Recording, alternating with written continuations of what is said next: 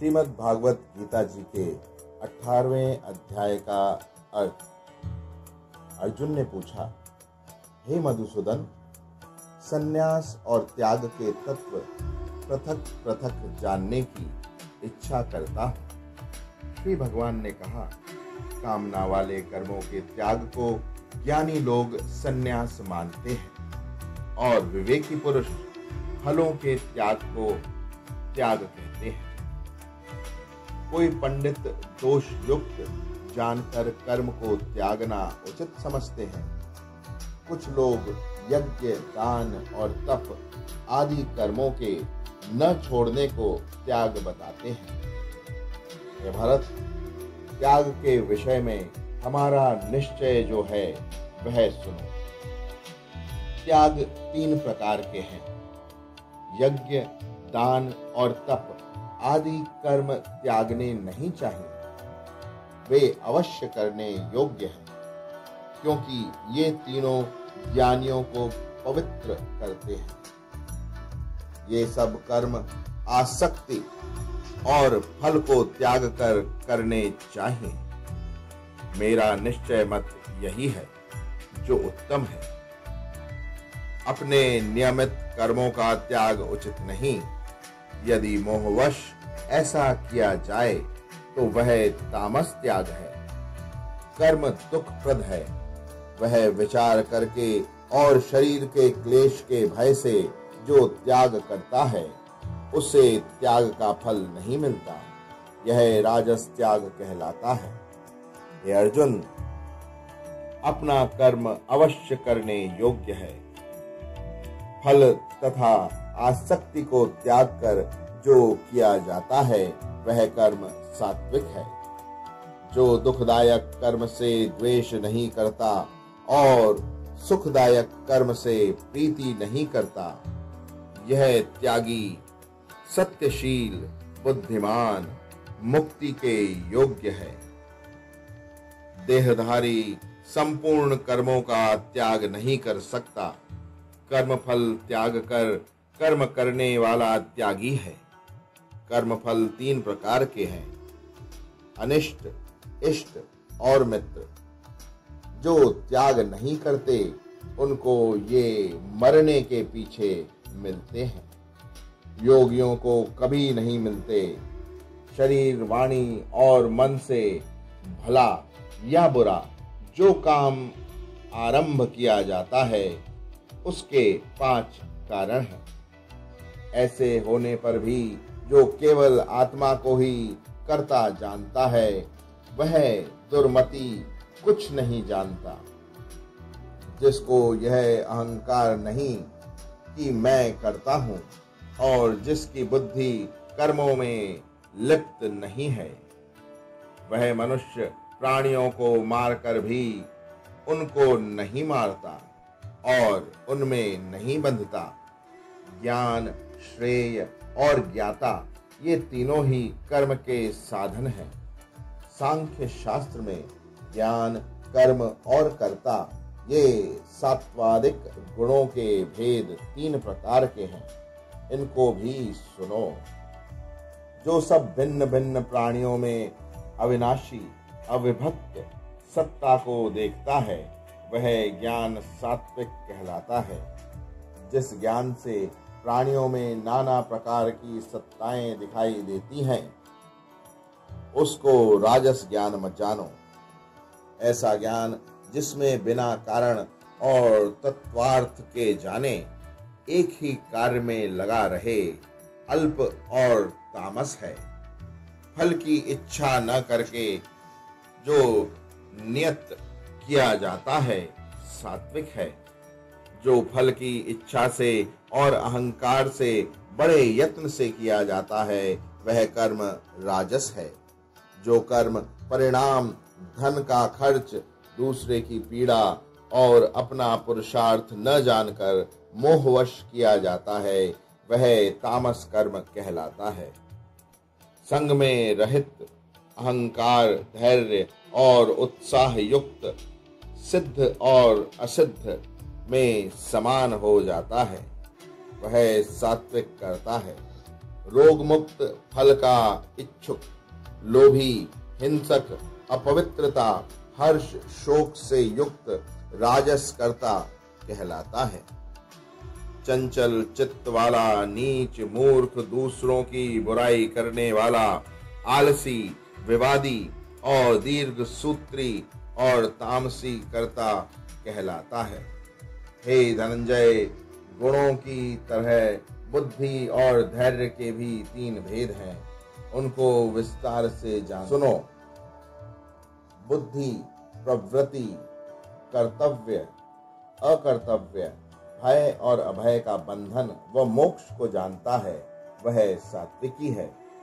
हे पार्थ, जिससे धर्म और अर्थ, कर्तव्य और अकर्तव्य ठीक निश्चय नहीं होता, वह राजसी बुद्धि है।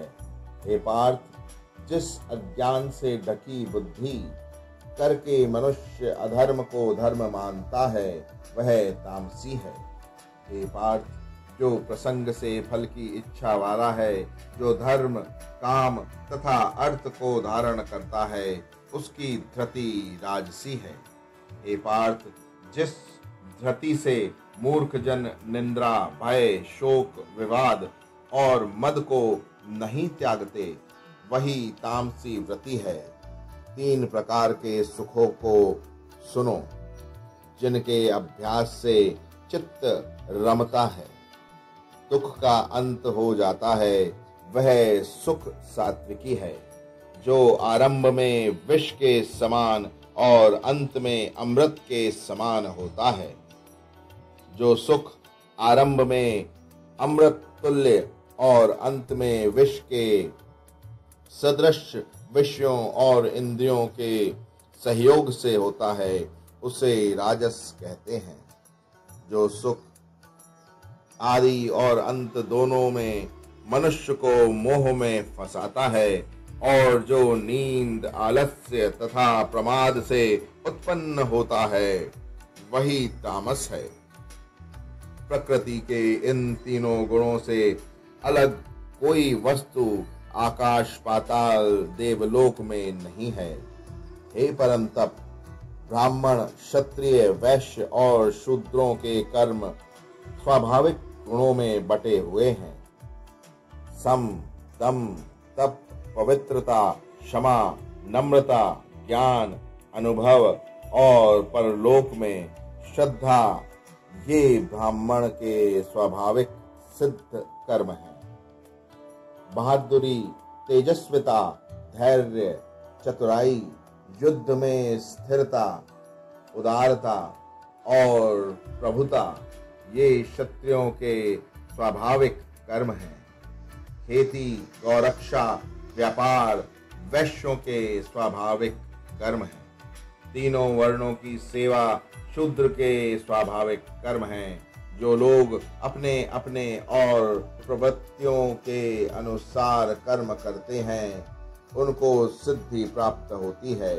वह सुनो, जिसमें सब प्राणियों की प्रवृत्ति हुई है, जिसने सब जगत का विस्तार किया है, उस ईश्वर को अपने कर्मों के द्वारा आराधना करके मनुष्य सिद्धि को पाता है। दूसरे उत्तम धर्म से अपना धर्म ही श्रेष्ठ है। स्वाभाविक कर्म करने से पाप नहीं लगता। हे कौन्तेय, दोष युक्त भी स्वाभाविक धर्म का त्याग न करे। सर्वत्र आसक्ति को छोड़ने वाला, आत्मा को जीतने वाला, इच्छा रहित मनुष्य संन्यास के द्वारा सर्व कर्म निवृत्ति पाकर सिद्धि को पाता है। हे अर्जुन, इस प्रकार का पुरुष सिद्धि को पाता है, वह फिर किस तरह ब्रह्म को प्राप्त होता है, सो मुझसे सुनो। यही इस ज्ञान की परानिष्ठा है। शुद्ध बुद्धि से मुक्त होकर धृति द्वारा मन को वश में लाकर, शब्दादि विषयों को छोड़कर, राग द्वेष से रहित एकांत में रहने वाला, मिताहारी, वाणी और मन को जीतने वाला, नित्य ध्यान युक्त और वैराग्यवान, अहंकार, बल, काम, क्रोध व परिग्रह छोड़कर ममताहीन और शांत मनुष्य ब्रह्म भाव के योग्य होता है। ब्रह्म को प्राप्त हुआ पुरुष प्रसन्न चित्त होकर शोक व अभिलाषा को नहीं करता और जीव मात्र में समदर्शी होकर मुझ में परम भक्ति पाता है। इस प्रकार ज्ञानी मुझ में निवास करने वाला सदैव सब कर्मों को भी करता हुआ मेरे इस अनुग्रह से अविनाशी सनातन मोक्ष पद को प्राप्त होता है, वैसा ही ठीक जानता है। तदंतर तत्व से मुझको जानकर फिर मुझ में ही प्रवेश करता है।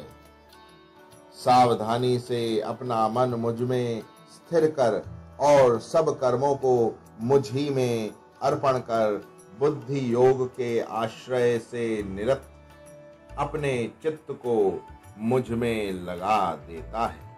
मेरे में चित्त लगाकर मेरी कृपा से सब दुर्गम कष्टों से तर जाओगे। यदि अहंकार से मेरी बात सुनोगे तो नष्ट हो जाओगे। यदि अहंकार का आश्रय लेकर युद्ध नहीं करूंगा ऐसा मानते हो तो तुम्हारा निश्चय झूठा है, क्योंकि स्वभाव तुम्हें युद्ध में लगावेगा। हे कौन्तेय, जिस कर्म को अब तू मोह से करना नहीं चाहता वही अपने स्वाभाविक कर्म में बंधा हुआ बेबस होकर रहेगा। हे अर्जुन, प्राणियों के हृदय में स्थिर ईश्वर उनको माया से इस प्रकार भ्रमा रहा है मानो सब यंत्र पर चढ़े हैं। हे भारत, सब भावों से उसी की कृपा से परम शांति और मुक्ति को पाओगे। यह गूढ़ ज्ञान मैंने तुम्हें कहा है, इसे भली भांति विचार कर जैसे चाहते हो वैसा करो। सबसे गूढ़ वचन को और सुन, क्योंकि तू मेरा परम मित्र है, इससे तेरे हित की कहूंगा। मेरे में मन लगाओ, मेरे भक्त हो, मेरा यज्ञ करो और मुझे ही नमस्कार करो। इस प्रकार मुझे पाओगे, यह मैं सत्य प्रतिज्ञा करता हूँ, क्योंकि तुम मेरे मित्र हो। सब धर्मों को छोड़कर केवल मेरी शरण में आओ, मैं तुम्हें सब पापों से छुड़ा दूंगा।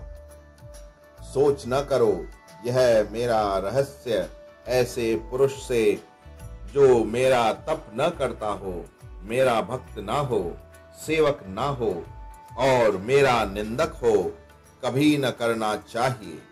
जो इस परम गुप्त ज्ञान को मेरे भक्तों में प्रकट करेगा वह मेरी परम भक्ति को पाकर अंत में निश्चय ही मुझ में लीन हो जाएगा।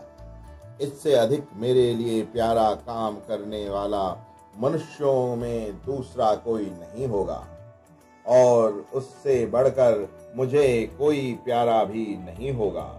हमारे इस धर्म संवाद को जो कोई पढ़ेगा मैं समझूंगा कि उसने ज्ञान यज्ञ से मेरी पूजा की। जो श्रद्धावान पुरुष दोष ढूंढे बिना इसको सुनेगा वह भी मुक्त होकर पुण्यात्माओं को मिलने वाले शुभ लोकों को प्राप्त होगा। हे पार्थ, तुमने एकाग्र चित्त से इस मेरे कहे हुए उपदेश को सुना या नहीं? अर्जुन, तुम्हारे अज्ञान से उत्पन्न हुआ मोह नष्ट हो गया या नहीं?